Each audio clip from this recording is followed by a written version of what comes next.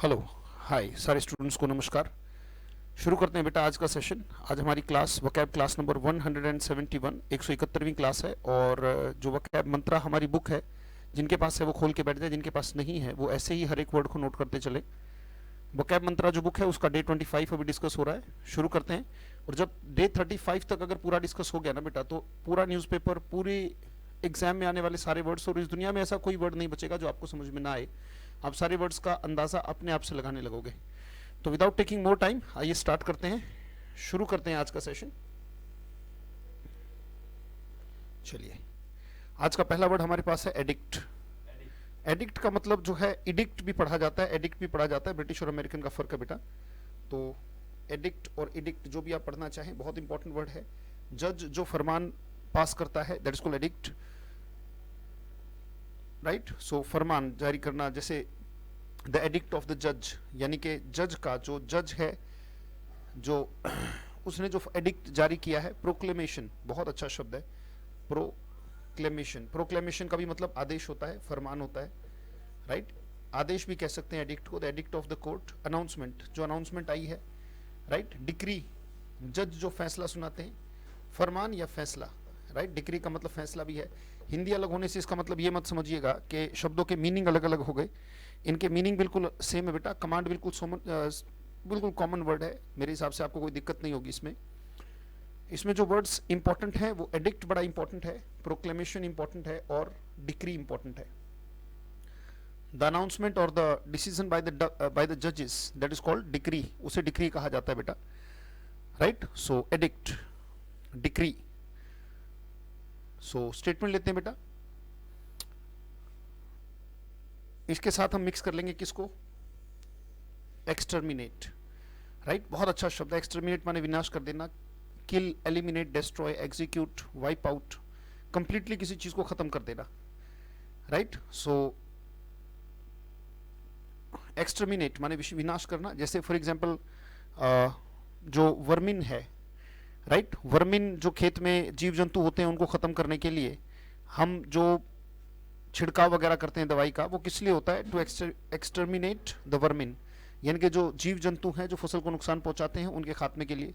दीमक को मारने के लिए, राइट। दीमक को मारने के लिए जो लिक्विड या कोई भी दवाई लगाई जाती है वो है टू एक्सटर्मिनेट द टर्माइट, या फिर जो व्हाइट आंट होती है। तो एक्सटर्मिनेट का मतलब खत्म कर देना टोटली। जैसे Russia is trying to exterminate Ukraine, right. जो रशिया है, Russia is trying to exterminate Ukraine. तो यूक्रेन जो कंट्री है उसको खत्म करने के लिए, तो एक्सटर्मिनेट माने डिस्ट्रॉय करना, एलिमिनेट करना, एग्जीक्यूट करना, राइट। जैसे we should try to exterminate the hesitation inside us, हमारे अंदर जो हेजिटेशन उसे खत्म करने की हमें कोशिश करनी चाहिए। Exterminate the hesitation, right. तो एक्सटर्मिनेट और एडिक्ट, राइट। इसका मतलब किसी चीज को अपरूट करना, जड़ से उखाड़ फेंकना भी होता है, राइट। सो स्टेटमेंट लेते हैं। अच्छा, रिवाइव माने दोबारा से जान डाल देना। ये जो विव शब्द है ये जीवन को दिखाता है बेटा। रीविव का मतलब क्या है, दोबारा से जान डाल देना, दोबारा ताकतवर बना देना। रिवाइव माने किसी को री एनर्जाइज कर देना। रिस्टोर आप जानते हैं क्या होता है, दोबारा से किसी चीज को वापस, जैसे कोई चीज आपने डिलीट कर दी थी उसको रिस्टोर किया जा सकता है, तो वो रिस्टोर होता है। रिवाइव माने दोबारा जान डाल देना। Let's take a statement with it, right. Let's start. चलिए बोर्ड पर चलते हैं, बिना बोर्ड के तो क्लास लगती ही नहीं। Let's go to the board. आइए शुरू करते हैं।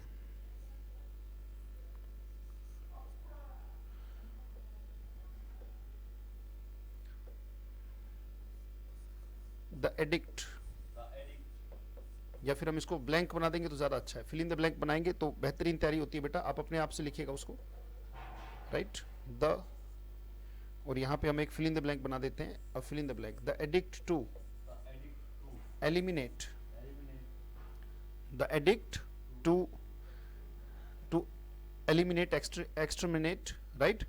सो एलिमिनेट भी कहा जा सकता है, डिस्ट्रॉय भी कहा जा सकता है, या एक्सटर्मिनेट भी कहा जा सकता है। तो किल, डिस्ट्रॉय, अपरूट, फिनिश, खत्म करना। द एडिक्ट टू एलिमिनेट या exterminate the, exterminate the terrorism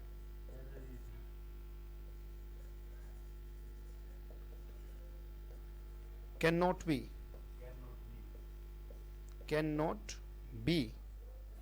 the edict यानी कि फरमान, आदेश, to exterminate, eliminate, destroy, uproot, जड़ से फेंकना, the edict to eliminate the terrorism cannot be procrastinated, cannot be procrastinated. Procrastinate का मतलब होता है डिले करना, किसी चीज को देरी करना, दैट इज कॉल्ड प्रोक्रास्टिनेटेड. आज नहीं कल, कल नहीं परसों. Can not be procrastinated any more.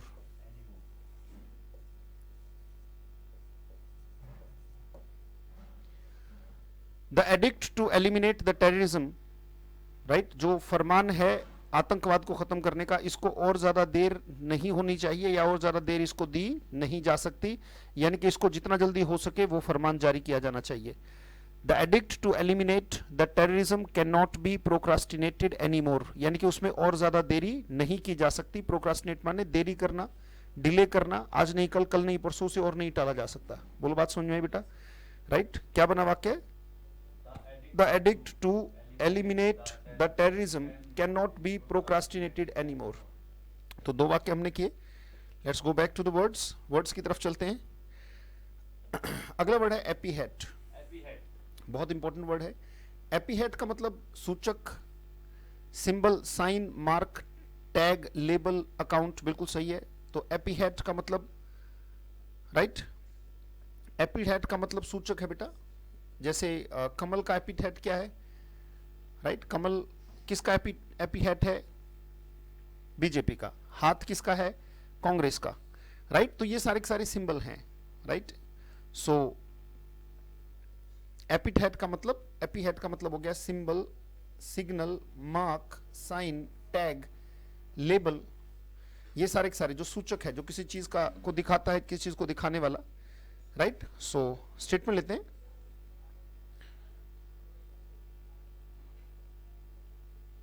Let's take the statement. Epithet.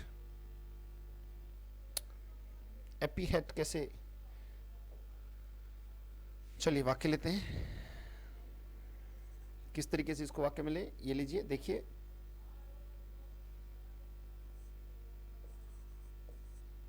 The hand, बोलो, is the epithet, राइट. या the hand, mark, the hand, जो भी आप कहना चाहिए वो मार्क की साइंस वही दे देगा. The hand is the epithet of the Congress.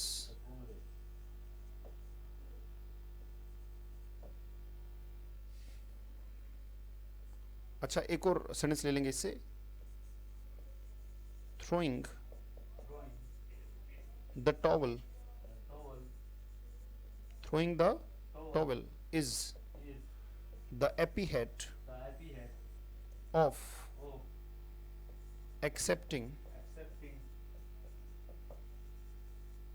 defeat.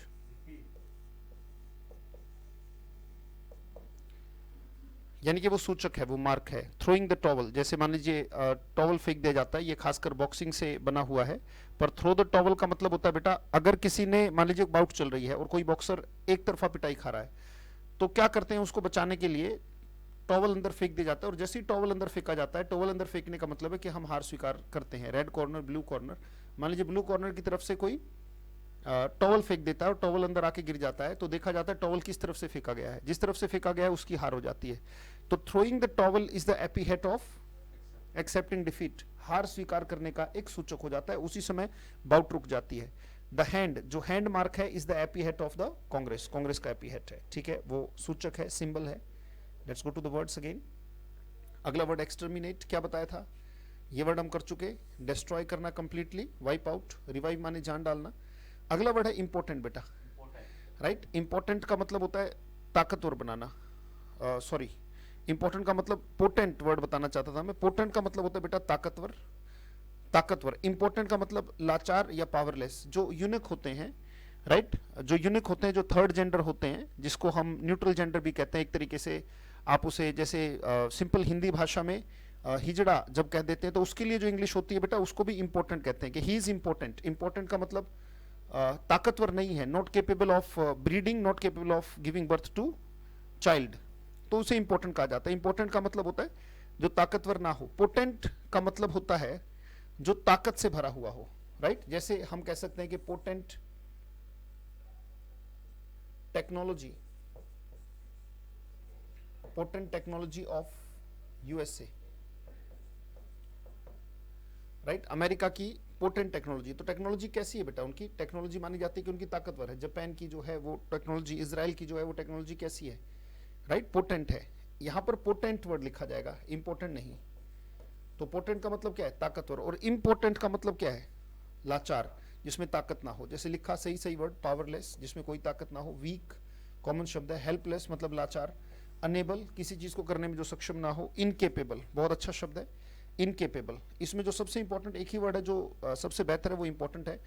Powerful और पोटेंट, ये पोटेंट वर्ड आ गया देखिए, राइट। पोटेंट जैसे you are potent of doing anything in the world, यानी कि अगर आप ताकत को सही दिशा देते हो आप दुनिया में सब कुछ कर सकते हो। तो पोटेंट का मतलब क्या है, ताकतवर, राइट। जैसे पोटेंट कैंडिडेट्स, क्या बोला गया, बिल्कुल सही। ये सारे के सारे वर्ड जरूर लिखा करो बेटा, जो भी एग्जांपल दिया जा रहा है वो आपको समझाने के लिए। Potent candidates have been selected, जो कैंडिडेट्स ताकतवर होते हैं उनको सिलेक्ट कर लिया जाता है, यानी कि powerful candidates have been selected, जो अपने ताकत को साबित करते हैं, और इंपॉर्टेंट को क्या कर दिया जाएगा, रिजेक्ट कर दिया जाएगा।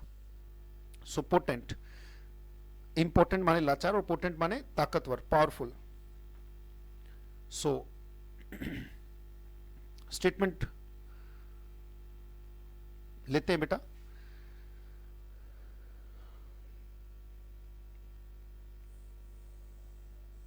इंसिडेंटल को मिक्स कर देंगे, राइट। इंसिडेंटल माने आकस्मिक, जो एकदम होता है, जो कोई प्लानिंग करके आया हो उस तरीके का कुछ ना हो और एकदम से अनप्लैंड हो जाए, आकस्मिक, casual, by chance, unplanned, unexpected, sudden. जैसे इंसिडेंटल, क्या क्या चीजें इंसिडेंटल होती हैं बेटा, जैसे दुर्घटना कोई हो जाना, कोई अर्थक्वेक हो जाना, ये एक्सीडेंटल भी है और ये इंसिडेंटल भी कहा जाता है। एकदम से, आकस्मिक, by chance, unplanned, unexpected, sudden. जैसे अर्थक्वेक क्या है, एक इंसिडेंटल हैपनिंग है। इंसिडेंटल मतलब विच इज नॉट प्लान्ड, ऐसी कोई चीज जो अचानक घटित हो गई हो जिसकी कोई प्लानिंग ना हो, दैट्स कॉल्ड इंसिडेंटल। जैसे incidental meeting of my friend, मेरे दोस्त के साथ मेरी जो मीटिंग है, राइट, वो इंसिडेंटल थी, अनप्लान्ड थी, कैजुअल थी, बाय चांस थी, राइट, इंसिडेंटल। जैसे कई बार क्या होता है कि जैसे किसी बच्चे ने तैयारी की और रह गया, राइट। और कुछ बच्चे ऐसे होते हैं, जैसे मान लीजिए बचपन से ब्राइट स्टूडेंट है, उसने बस ऐसे ही फॉर्म भर दिया, पर बचपन से ब्राइट स्टूडेंट है, थोड़ी बहुत हल्की फुल्की तैयारी की और उसका सिलेक्शन हो गया। किसी ने मतलब उसकी इच्छा भी नहीं थी कि फॉर्म भर दूं, फॉर्म भर दिया और इंसिडेंटल सिलेक्शन उसका हो गया। इसका मतलब क्या हो गया, इंसिडेंटल का मतलब आकस्मिक, बाय चांस हो गया, अनप्लैंड हो गया, अनएक्सपेक्टेड, सडन, प्लैंड और नोन, ऐसी कोई चीज जो प्लानिंग में थी। जैसे बहुत सारे बच्चे फिजिकल देने के लिए जाते हैं गांव में से, जैसे एक बच्चा पूरी प्लानिंग में कि इस बार आर्मी में मुझे जाना है, एक बच्चा बस ऐसे ही दौड़ धूप करता था और ऐसा कोई प्लान नहीं था कि मुझे जाना है, वो भी अपने दोस्त के साथ बस ऐसे ही चला गया, फॉर्म भी भर दिया था तो ऐसे ही चला गया फिजिकल देने के लिए। कई बार खुली भर्ती आती है तो ऐसे ही आकस्मिक तरीके से गया था, जो गया था प्लानिंग करके वो रह गया और उसका इंसिडेंटल सिलेक्शन हो जाता है क्योंकि उसने फिजिकल में अच्छा परफॉर्म कर दिया, तो उसे हम कह सकते हैं इंसिडेंटल सिलेक्शन। क्या बोल सकते हैं, बिल्कुल सही। ये एग्जाम्पल आपको जरूर लिख लेना चाहिए ताकि आपको याद हो जाए, इंसिडेंटल। तो स्टेटमेंट ले लेते हैं इंपॉर्टेंट के साथ। Let's take a statement, board पे चलते हैं। आपने सुना होगा, जो बच्चे इंटरव्यू वगैरह फेस करते रहते हैं, दे नो इट। जो मैं कहने जा रहा हूं, जो बात मैं बताने जा रहा हूं वो तुरंत समझ में आएगी। जो बच्चे इंटरव्यूज वगैरह देते रहते हैं, एसआरटी एक टेस्ट होता है जिसे कहा जाता है सिचुएशन रिएक्शन टेस्ट। एस का मतलब होता है सिचुएशन, आर का मतलब होता है रिएक्शन और टी का मतलब होता है टेस्ट। और ये कैसा होता है, SRT is an incidental session. SRT जो है, सिचुएशन रिएक्शन जो टेस्ट है, is an incidental session, unplanned session होता है। बच्चे को कोई भी ऐसी सिचुएशन दी जाएगी जिसके लिए वो तैयार होके ही नहीं आया है, जैसे मान लो कि उसने इंटरव्यू ने एक डॉट लगा दिया और कहा था ये एक सिचुएशन है आपके सामने, अब इसके ऊपर बोलो, इस डॉट के ऊपर बोलना स्टार्ट करो। या फिर अपने ओरली कोई सिचुएशन आपको दे देंगे, जैसे कह देंगे कि last night you were going on the road and you found an old lady then, और देन के बाद फिर आपको बोलना शुरू करना है, और वो सब इंग्लिश में होता है, not even a single word of Hindi is allowed, right. और ये जितने भी अच्छे लेवल की जॉब्स हैं उसमें एसआरटी लिया ही लिया जाता है, राइट। और वहां पर अगर बच्चा हेजिटेंट हो जाता है, नर्वस हो जाता है और डिसाइड नहीं कर पाता, अपने शब्दों और वाक्यों का चयन नहीं कर पाता, तो आप कितने भी बुद्धिमान हो, right, they will not select you. तो एसआरटी एक ऐसा सेशन है बेटा, जो कोई भी बड़ा अधिकारी बनना चाहे तो उसे एसआरटी से होकर गुजरना पड़ेगा। वो कोई सिचुएशन आपके सामने रख देंगे और उस पर आपका रिएक्शन रिकॉर्ड करेंगे। बस वो ये चेक कर रहे हैं कि आप परिस्थितियों को कितना सहजता से, सरलता से और शांति से, बगैर हेजिटेशन के, बगैर चेहरे पे डर के आप हैंडल करते हो। अगर नहीं आता तो मुस्कुरा के आप नो सर भी कह सकते हो, हाँ ठीक है, आपको उतने नंबर नहीं मिलेंगे जो रिएक्ट करेगा वो बच्चा अच्छा है जो पॉजिटिवली रिएक्ट करेगा। पर अगर बिल्कुल हेजिटेंट हो जाते हैं, नर्वस हो जाते हैं, तो फिर तो कोई रास्ता ही उनके पास नहीं बचता, सिर्फ एक ही बचता है कि वो आपको एलिमिनेट कर दें, मतलब रिजेक्ट कर दें। SRT, situation reaction test. SRT is an incidental session, unplanned session, right, to reject,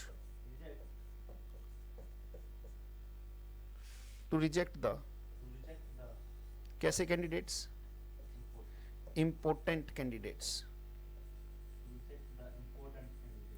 जो कैंडिडेट्स पावरलेस हैं, जो सिर्फ फैक्ट्स को, डेट्स को रट के आए हैं, उनके अंदर ज्ञान उस लेवल तक अभी नहीं बना है कि वो अभिव्यक्त कर सके, जुबान पर वो ज्ञान आ सके, राइट। अगर आप ज्ञानी है तो वो जुबान पर भी होना चाहिए। ये नहीं बात है कि सर ज्ञान दिमाग में तो बहुत है पर मैं बोल ज्यादा नहीं पाता, ये कोई बात नहीं है। Nobody would understand your feelings और emotions, you will have to express them. अगर ज्ञान अभिव्यक्ति नहीं बनता तो दुनिया आपको नहीं समझेगी बेटा, दुनिया शोर को समझती है, मौन को नहीं समझती है।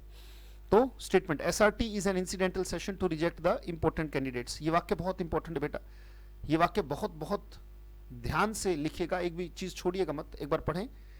SRT is an incidental session, यानी कि अनप्लान्ड सेशन, जिसमें कोई तैयारी नहीं, बाय चांस आपके सामने टॉपिक दिया जाएगा, to reject the impotent candidates. वो कैंडिडेट्स जो कि अकुशल हैं, पावरलेस हैं, उनको रिजेक्ट करने का सेशन है। चलिए वर्ड्स पर दोबारा चलते हैं, आइए। इंसिडेंटल तक हो गया हमारा, let's move to the next words. अगला वर्ड हमारे पास आ रहा है कौन सा, मोमेंट्री, क्षणिक।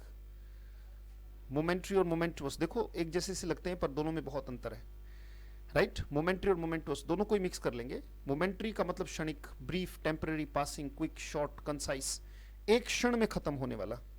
पानी केरा बुदबुदा असमानस की जात, देखत ही छुप जात है जैसे तारा प्रभात। तो कबीर सर कह रहे हैं कि the existence of life is momentary. पानी केरा बुदबुदा, पानी के बुलबुले के जैसा ये जीवन है, मोमेंट्री है, क्षणिक है, ब्रीफ है, टेम्पररी है, पासिंग है, जो पास कर रहा है। अच्छा, इसमें एक बहुत बड़ा वर्ड, लॉन्ग माने लंबा, प्रोलॉन्ग्ड माने डेफिनेटली खींचा हुआ या लंबा, बहुत लंबा, ये भी अच्छा शब्द है, राइट। प्रोलॉन्ग्ड का मतलब जिसको लंबा, बहुत लंबा। मोमेंटुअस का मतलब महत्वपूर्ण, बहुत अच्छा शब्द है बेटा, मोमेंटुअस बहुत अच्छा शब्द है, एग्जाम में बहुत बार आए हुए शब्द हैं ये सारे के सारे, right. Important, significant, historical, crucial, vital, vital भी बड़ा इंपॉर्टेंट वर्ड है, और trivial, it's very important word बेटा, अनइंपॉर्टेंट। ऐसी कोई चीज जो बिल्कुल इंपॉर्टेंट ना हो, जैसे trivial talks, trivial talks of a child, यानी कि बच्चे की बातें जो हैं वो ट्रिवियल हैं, तुच्छ हैं, हाँ इंटरेस्टिंग तो होती हैं but they are not of much wisdom, वो एक सादगी से, सच्चाई से भरी हुई होती है। और ट्रिवियल माने अनइम्पोर्टेंट होते हैं, जैसे trivial talks in the class, class में जो अनइम्पोर्टेंट बातें हैं, जैसे दोस्त की दोस्त से बातें चल रही हैं, टीचर स्टूडेंट के बीच में बातें नहीं चल रही हैं, तो ट्रिवियल माने माइनर, माइनर भी कहा गया, something that is not important. तो मोमेंटुअस और मोमेंट्री, राइट। प्रोलॉन्ग्ड का मतलब लंबा। जो भी शब्द आपको लगे कि ये मुझे नहीं आता वो स्पेशली लिख लेना कि हाँ यार ये वर्ड तो मैं इंपॉर्टेंट जानते हो, बिल्कुल छोड़ दो, सिग्निफिकेंट छोड़ दो। हिस्टोरिकल अगर आपको लगता है कि नया है तो आप लिख लें, क्रूशल अगर आपको लगे कि नया है तो लिख लें, वाइटल अगर आपको लगे नया है तो वो आप लिख लें, राइट। मोमेंटुअस और मोमेंट्री, मोमेंट्री माने एक क्षण में खत्म होने वाला, मोमेंटुअस का मतलब बहुत इंपॉर्टेंट। चलिए बोर्ड पर आ गए। It's a must, it's a must, या इट्स अ मस्ट का मतलब नेसेसरी होता है, तो हम कहेंगे इट्स मोमेंटुअस, मोमेंटोस का मतलब इंपॉर्टेंट है, इट्स अ मस्ट का भी मतलब इंपॉर्टेंट होता है। जैसे ऑक्सीजन इज मस्ट, राइट, कोई भी चीज़ अगर ज़रूरी है तो कहते हैं इट्स अ मस्ट, भाई ये काम तो बहुत ज़रूरी है तो बोलते हैं इट्स अ मस्ट। जैसे जीने के लिए oxygen, it's a must, right. जैसे बड़ों का आदर, कहते हैं इट्स अ मस्ट। सफलता के लिए संघर्ष, इट्स अ मस्ट। तो हमने कह दिया इट्स अ मस्ट को, क्या कह दिया, इट्स मोमेंटुअस, बहुत ज़रूरी है, it's momentous to to understand, it's momentous to understand the momentary nature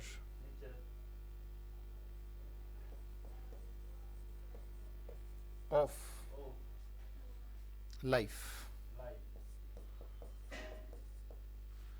It's momentous to understand the momentary nature of life. अगर हम जिंदगी के मोमेंट्री मतलब जो एक क्षण में खत्म होने वाला स्वभाव है, अगर उसको समझ लें, ये समझना बहुत जरूरी है। It's momentous to understand the momentary nature of life, जिंदगी के क्षणिक नेचर को समझना कि एक क्षण भंगुर है, एक क्षण में खत्म हो जाती है, पासिंग है, क्विक है, उसको समझना बहुत जरूरी है या बहुत जरूरी। और जरूरी के लिए क्या, it's important, it's momentous, it's vital, it's crucial, बहुत जरूरी है to understand the momentous nature of momentary nature of life, passing nature of life, कि वो पास हो रही है क्षण बक्षण, राइट। और हम कहेंगे स्टेटमेंट इट्स ट्रिवियल, ट्रिवियल से भी समझ लेते हैं, it's trivial to waste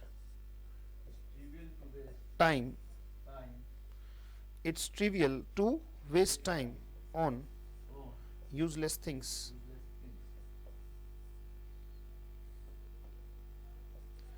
on useless things, useless जो चीजें हैं उन पर टाइम बर्बाद करना बेकार है। It's trivial to waste time on useless things, जो यूजलेस चीजें हैं उन पर बेकार समय बेकार करना अनइम्पॉर्टेंट है, it's not important to waste time on useless things. Trivial word आ जाएगा यहाँ पे आ जाएगा क्या, मोमेंटुअस, वहां पे आ जाएगा मोमेंट्री, पासिंग, क्विक, राइट।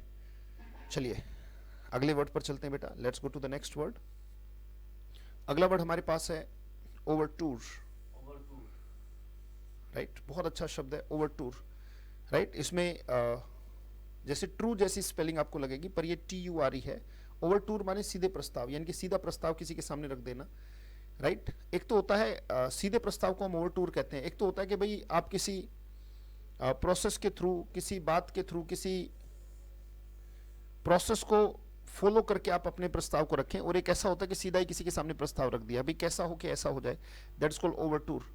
ओवरटूर माने सीधे प्रस्ताव, रिक्वेस्ट, डिमांड, अपील, बाकी सारे कॉमन शब्द हैं, प्रपोजल और अप्रोच, राइट। ओवरटूर, सीधा का सीधा, राइट, सीधा सामने से। जैसे मान लीजिए कि किसी व्यक्ति को कोई बात कहनी है या कोई प्रपोजल रखना है, तो घुमा फिरा के ना कह के सीधा अगर प्रस्ताव रख दिया जाए कि ये मेरा प्लान है, दैट इज कॉल्ड ओवरटूर, राइट। जैसे फॉर एग्जांपल बहुत बार मूवीज में कहते हैं सीधा सीधा ये कह दिया किसी ने किसी को कि will you marry me, right, मतलब सीधा। अब ये क्या है, will you marry me, now they are not, he is not asking for friendship, he is not asking for any kind of other thing, he is straight away asking for marriage. तो ये सीधा प्रस्ताव क्या कहलाएगा, it's straight away appeal, it's straight away overture, right. So हम statement ले सकते हैं बेटा, स्टेटमेंट ले सकते हैं, इसको अलग से ही स्टेटमेंट में ले लेते हैं। Let's start. सीधा प्रस्ताव is ओवरटूर,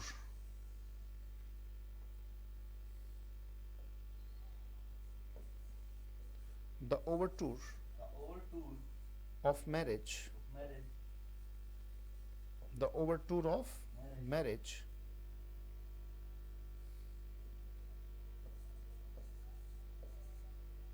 surprised her,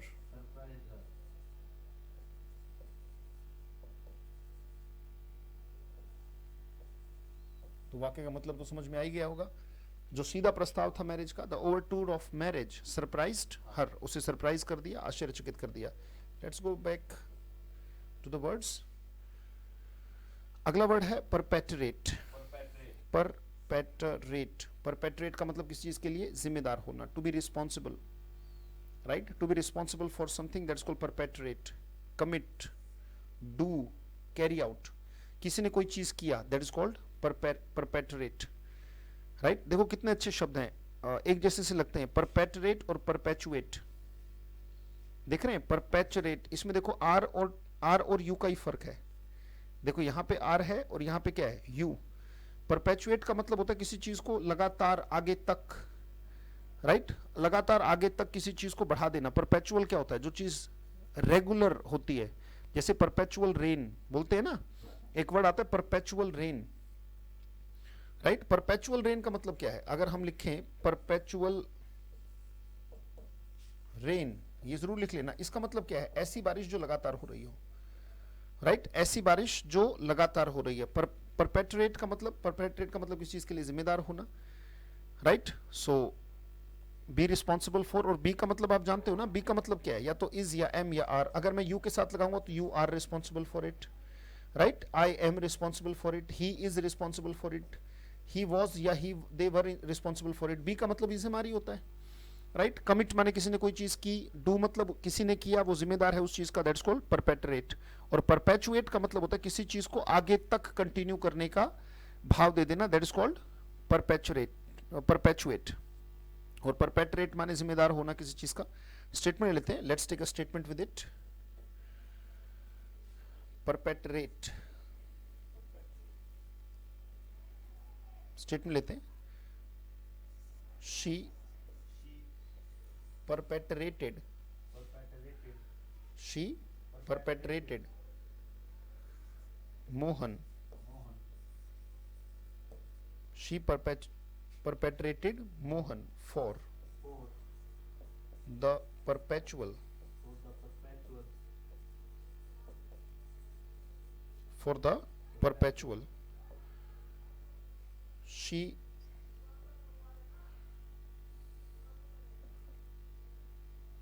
for the perpetual, she perpetrated Mohan for the perpetual quarrel, for the perpetual quarrel in her family. इसका मतलब क्या है, क्या इस वाक्य का मतलब आपको समझ में आ रहा है?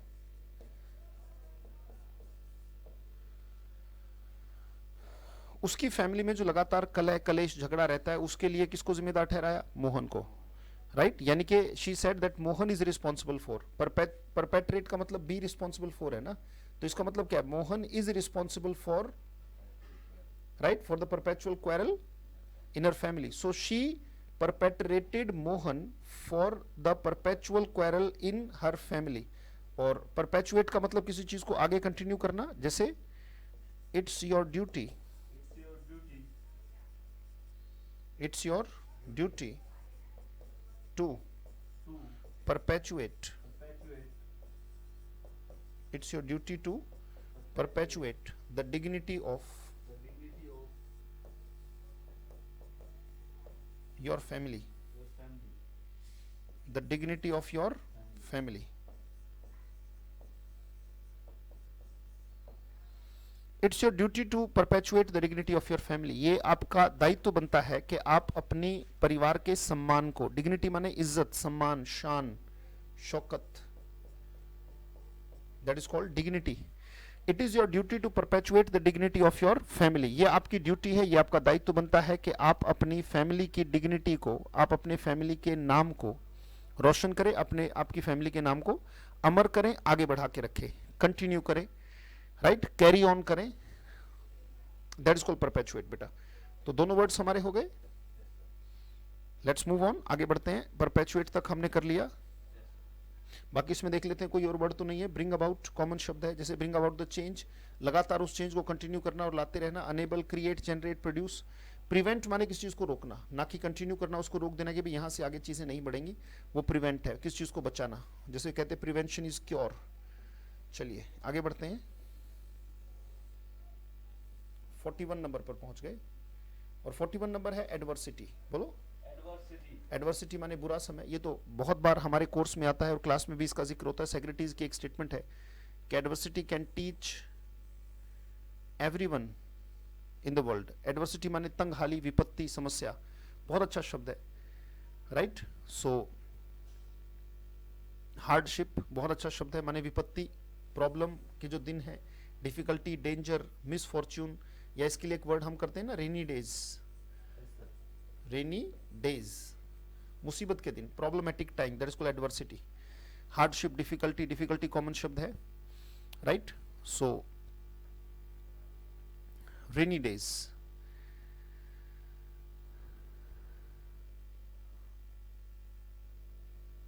Anxiety, worry, dismay, consternation, custody. देखते हैं कोई शब्द अगर मिक्स हो जाता है। चलिए ये वाले वर्ड को मिक्स कर लेते हैं। मिलनसार, एफेबल, बहुत ही मिलनसार किस्म का, बिल्कुल सही। और इसमें उल्टे में देखो, प्रोस्पेरिटी एक वर्ड है, प्रोस्पेरिटी माने खुशहाली, इसका मतलब तंगहाली। तंगहाली का उल्टा क्या हो गया? खुशहाली। प्रोस्पेरिटी क्या है? खुशहाली। एडवर्सिटी क्या है? तंगहाली, यानी कि हाथ बहुत तंग है, पैसा नहीं है, संपत्ति नहीं है, विपत्ति ही विपत्ति है। और एफेबल का मतलब मिलनसार किस्म का वर्ड। इसमें भी बड़े अच्छे अच्छे शब्द हैं, बहुत मिलनसार, लोगों को देखकर खुश होने वाला, आपको देखते ही स्माइल करने वाला, दैट इज कॉल्ड एफेबल बेटा। Friendly, sociable, genial. जीनियल बहुत अच्छा शब्द है बेटा, जरूर एग्जाम में बहुत बार आता है। जोवियल बहुत अच्छा शब्द है, जरूर अंडरलाइन कीजिएगा, हाईलाइट कीजिएगा। प्लीजेंट कॉमन शब्द है। अनफ्रेंडली और फाउल, राइट। फाउल का मतलब गंदा, बुरा। जैसे फाउल लैंग्वेज का मतलब कौन सी लैंग्वेज होती है, ये जरूर लिख लेना बेटा। अगर कोई आपके सामने इस शब्द का इस्तेमाल कर रहा है कि ही यूजेस फाउल लैंग्वेज, इसका मतलब गाली गलौज से भरी हुई बुरी लैंग्वेज, गलत शब्दों से, गलत इंटेंशन से किया गया communication is called foul communication, foul language. जैसे होता है ना, फाउल हो जाता है स्पोर्ट्स में, तो इसका मतलब बुरा है, वो सही नहीं है। एफेबल का मतलब मिलनसार, भद्र, बढ़िया। एडवर्सिटी, स्टेटमेंट लेते हैं, राइट। ये सारे शब्द बहुत इंपॉर्टेंट है बेटा, जीनियल, जोवियल, एफेबल, ये तीनों वर्ड। सोशिएबल का भी मतलब सामाजिक, और जो भी सामाजिक है वो सामाजिक इसीलिए बेटा क्योंकि उसे पता है कि सामाजिकता क्या है, समाज में उठना बैठना, उसे पता है कि चीजें किस तरीके से चलती हैं। तो ये एफेबल, एफेबल माने मिलनसार किस्म का। Adversity, let's take a statement ताकि आपके लिए शब्द कॉमन हो जाए।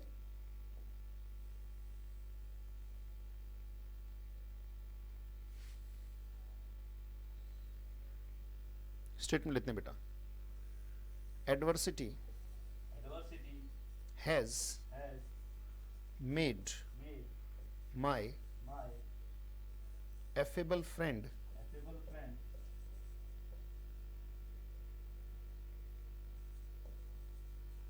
irksome, IRKSOME। इर्कसम का मतलब होता है चिड़चिड़ा, जो छोटी छोटी बात पे चिड़चिड़ा जाए, जो चिड़चिड़ा किस्म का व्यक्ति होता है, बुरे टेम्पर वाला चिड़चिड़ा किस्म का व्यक्ति जो छोटी छोटी बात पे गुस्सा करे। अब चिड़चिड़ा व्यक्ति मिलनसार थोड़ी होता है, वो तो बुड़बुड़ाता रहेगा, सोचता रहेगा, कुछ ना कुछ गुड़गुड़ गुड़गुड़ लगा रहेगा अपने अपने मन में, वो चिड़चिड़ा किस्म का व्यक्ति है। और कहते भाई समय के हिसाब से व्यक्ति का नेचर भी बदलता है, बिल्कुल सही है। जैसा आपका समय है वैसा आपका स्वभाव अधिकतर होता है, क्योंकि everybody is not as great people. इतने महान सब लोग नहीं होते जितना यूजुअली होता है, पर समय जो है कई बार नेचर में बदलाव कर देता है। पर जितना जल्दी नेचर में बदलाव आए समय के हिसाब से, तो आपको बाउंस बैक भी करना आना चाहिए, दोबारा से उसी कंडीशन, उसी परिस्थिति में पहुंचने की कोशिश आपको करनी चाहिए। तो हम कहेंगे क्या adversity has made my affable friend, genial friend, jovial friend कैसा? इर्कसम, उसे चिड़चिड़ा बना दिया है। बोलो बात समझ में आई? तो हमने दो वर्ड्स और किए, let's go to the words again. तो ये दो वर्ड्स के बाद अगला अमेंड्स आता है। बेटा इन शब्दों और इन वाक्यों को बार बार पढ़ना, ताकि आपकी रीडिंग हैबिट, ये सेशंस में क्यों डाल रहा हूं, ताकि जिन बच्चों की रीडिंग हैबिट खत्म है, जिन बच्चों ने आज तक रीडिंग करने की कोशिश ही नहीं की, ना अच्छे शब्दों को ना अच्छे वाक्यों को, इन शब्दों और वाक्यों को पढ़ने से बेटा और कुछ हो ना हो, आपकी रीडिंग हैबिट सुधरेगी, जिससे आपकी comprehension, cloze test, jumble word, newspaper reading, या इंटरनेशनल लेवल पर कोई स्पीकर है जो इन शब्दों का इस्तेमाल करके आपके लिए, क्योंकि ये आपके लिए एडवांस वर्ड्स हो सकते हैं, किसी भी अंग्रेज के लिए ये बहुत कॉमन शब्द हैं, तो इनको बड़े ईमानदारी से और बहुत अच्छे तरीके से आप पढ़ते चलो। अगला वर्ड है बेटा अमेंड्स। अमेंड्स माने क्षतिपूर्ति, यानी कि कोई नुकसान हो गया है। मेंड माने सुधार करना होता है। खाली अगर मेंड की बात करूं, जैसे मैंने कहा कि मेंड your habits, mend your habits, इसका मतलब मैं क्या कहना चाहता हूं कि आप अपनी आदतों को सुधार लो। तो मेंड का मतलब क्या है? सुधार करना। और अमेंड्स का मतलब होता है बेटा, मान लीजिए कुछ बुरा हो जाए, तो उस बुरे के लिए जो कंपनसेशन, जो रिटर्न, जो पेमेंट या अलाउंस या भत्ता वगैरह दिया जाता है, उसे हम क्या कहते हैं? Amends, right. क्षतिपूर्ति करना। हर जाना ये एक साथ वर्ड है बेटा, ये एक ही वर्ड है। हर जाना किसी चीज का, हर जाना देना पड़ता है, कंपनसेशन देनी पड़ती है, that is called amends, right. So compensation, return, payment, allowance, बाकी सारे कॉमन शब्द हैं। लॉस और शॉर्टफॉल, शॉर्टफॉल का मतलब आप जानते हैं किसी चीज की कमी पड़ जाना, तंग हाली, एक तरीके से एडवर्सिटी भी कह सकते हो। लॉस का मतलब विपत्ति भी है, राइट। डेफिनेटली किसी को नुकसान होता है तो मान लीजिए हर जाना नहीं हुआ, कोई नुकसान तो हुआ पर उस नुकसान की भरपाई नहीं हुई, तो अमेंड्स का मतलब क्षतिपूर्ति, कंपनसेशन, राइट। कंपनसेशन के लिए जो मिक्सचर हम लेंगे वो सोलेस से लेंगे, राइट, सोलेस से लेंगे। और सोलेस का मतलब क्या है? शांति। एक तरीके से जो दुखती हुई आत्मा को जो सुकून मिलता है, जो शांति मिलती है, उसे सोलेस कहते हैं। जैसे कहते हैं rest in peace, solace in peace भी कह सकते हो आप, राइट। तो रेस्ट इन पीस का मतलब रेस्ट, जो आराम और सुकून की अवस्था है, जो शांत अवस्था है। सोलेस का मतलब क्या है? शांति। पीस लिखा ही हुआ है, आप जानते हैं इसका मतलब शांति है, राइट। ये सोलेस बहुत अच्छा शब्द है। जैसे solace to the disturbed heart, इसका मतलब जो मन बड़ा परेशान था, जो विचलित था, उसको सोलेस मिल गया, उसको शांति मिल गई, विश्राम मिल गया। सोलेस से लेते हैं, राइट, सोलेस से लेते हैं। Let's take a sentence with solace. और कॉन्स्टर्नेशन, आप देखो ये बहुत बार एग्जाम में आया हुआ है, कॉन्स्टर्नेशन, इसमें नेशन शब्द आ रहा है, राइट। नेशन से आप याद कर सकते हो। कॉन्स्टर्नेशन का मतलब है आतंक। देश में एक तरीके का डर, एक तरीके का भय। अगर किसी राष्ट्र में, किसी देश में आतंकी घुस जाते हैं तो डेफिनेटली सारे लोगों के मन में क्या आ जाता है? कॉन्स्टर्नेशन आ जाता है, राइट। किसी भी देश में अगर आतंकवादी घुसते हैं तो उनके उस नेशन में डेफिनेटली जो बहुत सारे अंदर ऐसे कयास, ऐसी विपत्ति, ऐसी चीजें आने लग जाती हैं मन में, ऐसे सोच आने लग जाता है जिससे कि आतंक, मन आतंकित हो जाता है। That's called consternation, right. So amends और सोलेस, सोलेस से हम वाक्य लेंगे। कॉन्स्टर्नेशन माने आतंक है, एंग्जाइटी, वरी, डिस्मे। डिस्मे का मतलब सदमा होता है बेटा, सदमा, शॉक, राइट। किसी को जो सदमा लगता है, दैट इज कॉल्ड कॉन्स्टर्नेशन, डिस्मे। जैसे the डिस्मे after the death, डिस्मे, the डिस्मे after the death या डिस्मे ऑफ डेथ। मौत का जो सदमा है, किसी के घर में अगर मौत हो जाती है तो सदमा लगता है, that's called the डिस्मे of death, right. और कंसर्न है, अलार्म है, अलार्म, ठीक है, अलार्मिंग कंडीशन। अलार्म आप जानते हैं कि इट्स अलार्मिंग, जैसे कहते हैं कि corruption is rising at alarming pace. Alarming pace माने डराने वाला, आतंकित करने वाला। क्वाइट का मतलब क्या होता है? शांत। डिसक्वाइट का मतलब क्या होता है? अशांत। जो अशांति से भर दे वो डिसक्वाइट कहलाता है। डिसक्वाइट का मतलब होता है अशांति, आतंक, चिंता, ये सारे के सारे शब्द बेटा। कॉन्स्टर्नेशन पढ़ा जाएगा। आतंकवादी अगर नेशन में आते हैं तो डेफिनेटली कॉन्स्टर्नेशन फैलता है। अमेंड्स को सोलेस से लेते हैं। चलिए let's take a statement with solace.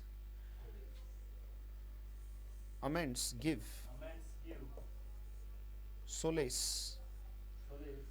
amends give solace to the people, to the people who feel consternation after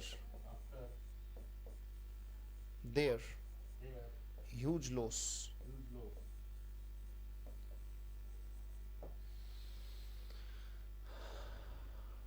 Who feel consternation का मतलब क्या है? फियर, डर, डिस्मे, सदमा, आतंकित।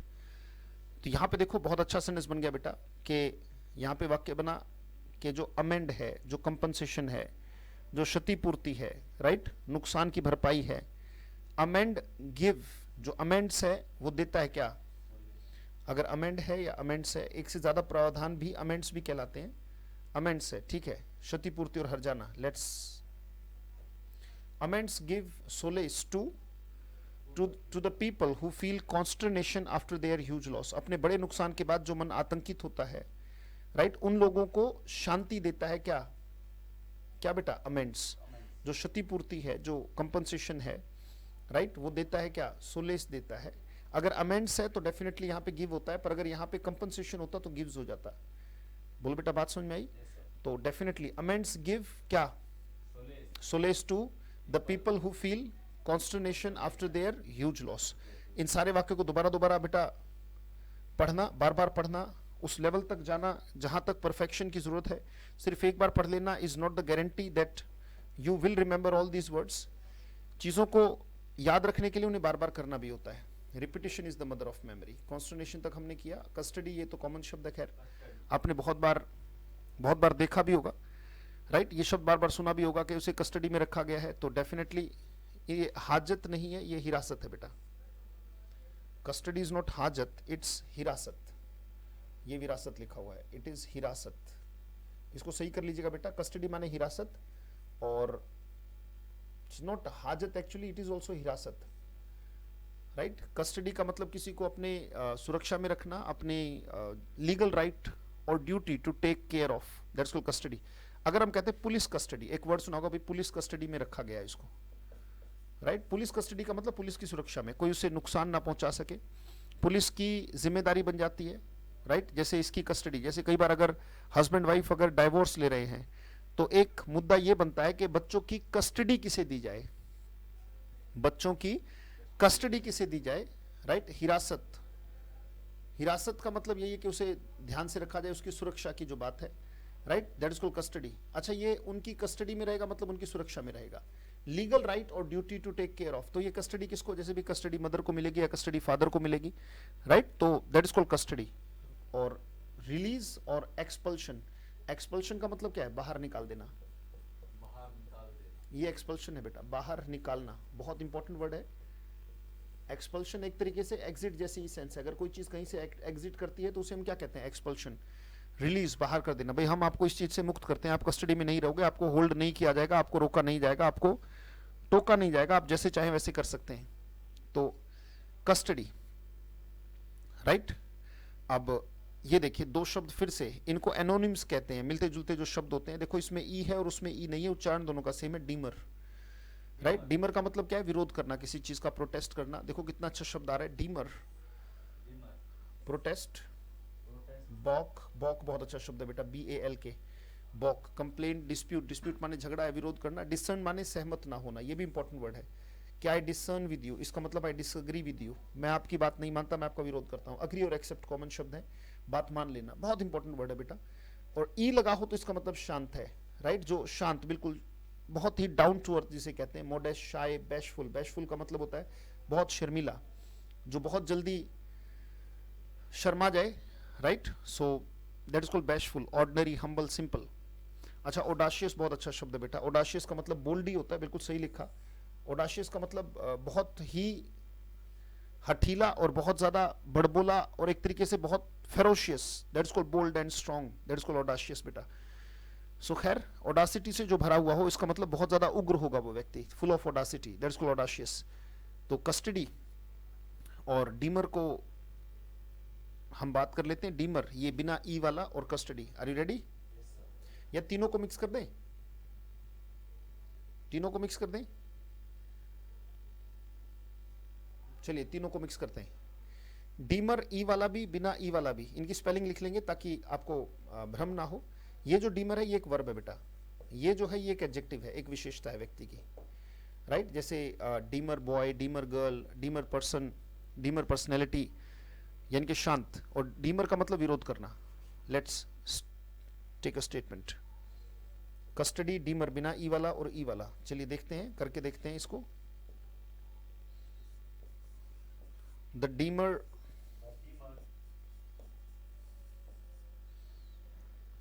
the deemer politician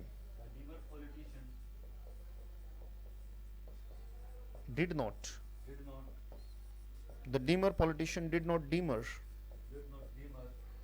did not deemer, ये वर्ब है बेटा, ये काम है, उसने प्रोटेस्ट नहीं किया। Right,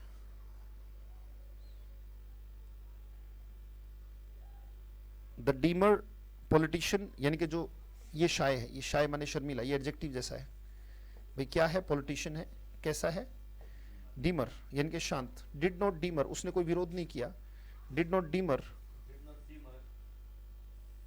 when the police, when the police took him, when the police took him in, took him in custody, took him in custody. सो जो शाय, शर्मीला और शांत किस्म का जो पॉलिटिशियन था उसने विरोध नहीं किया, उसने बिल्कुल प्रोटेस्ट नहीं किया जब पुलिस ने उसे कहां लिया, कस्टडी में लिया, अपनी सुरक्षा में लिया। तो तीनों आ गए, डीमर ई वाला भी, बिना ई वाला भी, और यहां पे कस्टडी वर्ड भी आ गया। Let's take the next word now. चलिए अगले वर्ड पर चलते हैं। 48 नंबर, 47 तक हमने कर लिया। ऑडाशियस माने बोल्ड होता है बेटा, जैसे ऑडाशियस डिसीजन, राइट, जैसे ऑडाशियस कैप्टन। इसका मतलब जैसे धोनी को माना जाता था कि वो कैसे कैप्टन है, audacious captain. Dhoni was an audacious captain, यानी कि बोल्ड डिसीजन लेने वाले, दैट इज कॉल्ड ऑडाशियस। तो ये वाक्य आप लिख सकते हो कि धोनी was an audacious, यानी वेरी बोल्ड। जो लोग कहते थे कि भाई ये डिसीजन गलत है, तो भी वो डिसीजन लेने में नहीं कतराते थे, तो दैट इज कॉल्ड ऑडाशियस। चलिए जी, let's move to the next word now. अगला वर्ड है इजैकुलेट।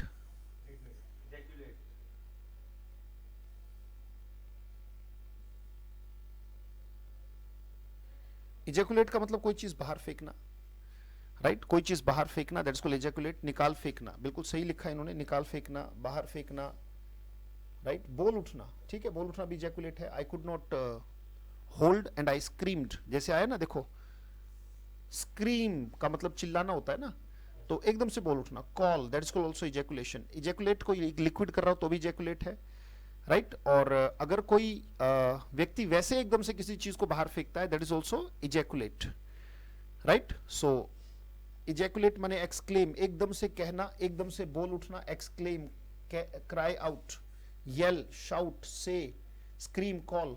हश और म्यूट, हश माने चुप कर देना, किसी का मतलब किसी को चुप कर देना, that is called hush up. Mute आप जानते हो, म्यूट कॉमन शब्द है, किसी को हश कर देना, राइट। तो हश अप। वैसे इजैकुलेट इट कैन बी, जैसे मान लीजिए हम कहें कि जो, अगर हम कहें कि blood is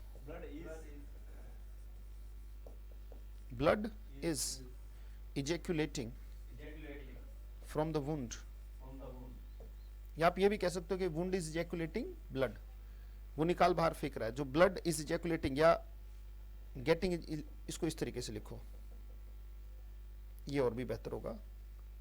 the wound is ejaculating blood. The wound is ejaculating blood. जो वुंड है, जो घाव है, वो इजैकुलेट कर रहा है किसको, ब्लड को। और स्टेटमेंट कह सकते हैं कि वाक्य लेंगे, आई कुड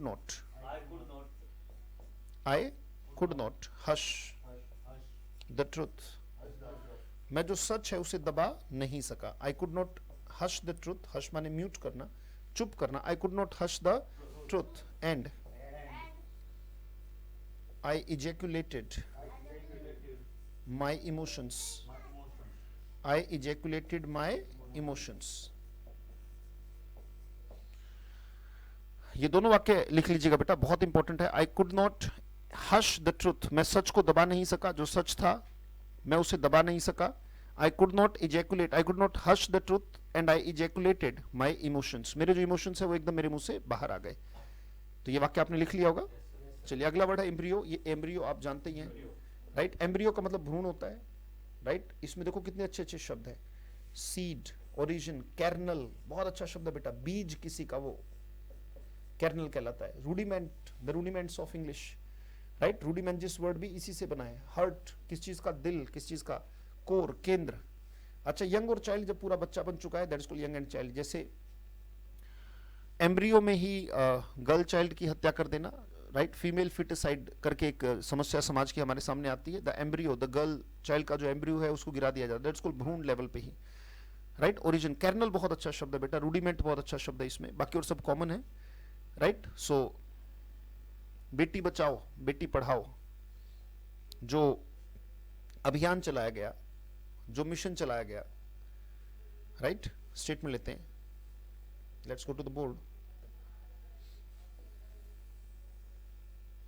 बेटी बचाओ बेटी पढ़ाओ, वाक्य लेते हैं, Beti Bachao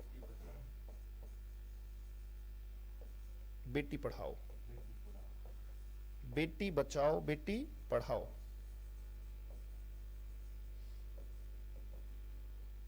is a mission, is a mission to save, is a mission to save the girl embryo, the girl embryo, जो गर्ल भ्रूण है उसको बचाने के लिए और उसके विकास के लिए, उसको बेटी को बचाओ भी और बेटी को पढ़ाओ भी, उसके विकास के लिए भी और उसके बचाव के लिए भी ये मिशन चलाया गया था, राइट। तो इस वाक्य को आप लिख सकते हो किसी भी ऐसे में, किसी भी लेवल पर। अच्छे लेवल के शब्द हमेशा अच्छे कंसिडर किए जाते हैं बेटा। Let's go to the last word of the day, exotic. और एग्जॉटिक माने अनोखा, विचित्र, जो यहाँ का ना हो, दैट्स कॉल्ड एग्जॉटिक। जैसे exotic technology, right. Exotic technology का मतलब क्या, राइट, यानी कि जो बाहर की है, यहाँ की नहीं है। जैसे जो कंपनीज बाहर की हैं, they are called exotic technology, exotic companies. They are not from here, right, they are from outside, they are from outside. Exotic माने अनोखा, विचित्र, alien, right, not usual, it's unusual, right. So alien, unusual, strange. और ये क्या पढ़ा जाएगा, इसको bizarre bizarre करते, it's not bizarre, it's bizarre, right. हाँ बिल्कुल सही, बिजार। बिजार का मतलब होता है अजीबोगरीब, राइट। बिजार, अजीबोगरीब, यूनिक, पेक्यूलियर, ये बहुत इंपॉर्टेंट वर्ड है बेटा, पेक्यूलियर, राइट। जो चीज बड़ी अजीब लगे, दैट्स कॉल्ड पेक्यूलियर। एग्जॉटिक, बाहर की, राइट, अजीबोगरीब। फेमिलियर और कॉमन, जैसे आज के लोगों के लिए जो कार्टून्स हैं वही कॉमन लगेंगे, बट जो कैरेक्टर्स हैं, characters of Ramayana, Mahabharata, they seem to be exotic, right. Familiar और कॉमन, तो वो जो बातें हैं वो आजकल फेमिलियर और कॉमन बच्चों को नहीं लगती।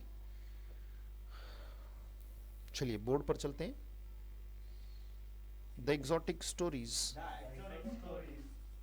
The exotic stories of elderly people, elderly people,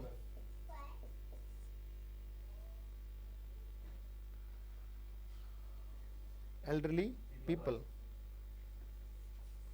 gather a lot of,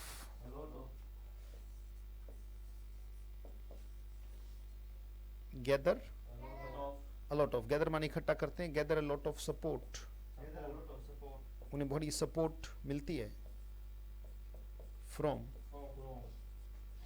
children, जो घर में बुजुर्ग होते हैं, बेटा बेटी या छोटे बच्चे पहुंच ही जाते हैं पोता पोती के, भाई हमें कहानियां सुनाओ। और उनकी कहानियों में, राइट, उनकी जो कहानियां हैं उसमें जो स्टोरीज वो सुनते हैं, उन्हें बड़ी पेक्यूलियर घटनाएं देखने को मिलती हैं, राइट। बड़ा अजीबोगरीब सा स्ट्रेंज बातें सुनने को मिलती है कि ऐसा हुआ, फिर बच्चे कहते हैं अच्छा ऐसा हुआ, अच्छा ऐसा हुआ। तो वो कैसे, एग्जॉटिक स्टोरीज, यानी कि बाहर की, एलियन, नॉट फेमिलियर। कुछ ऐसी बातें होती हैं उसमें जो कि फेमिलियर उनकी नहीं होती और उन्हें बड़ी अच्छी लगती हैं।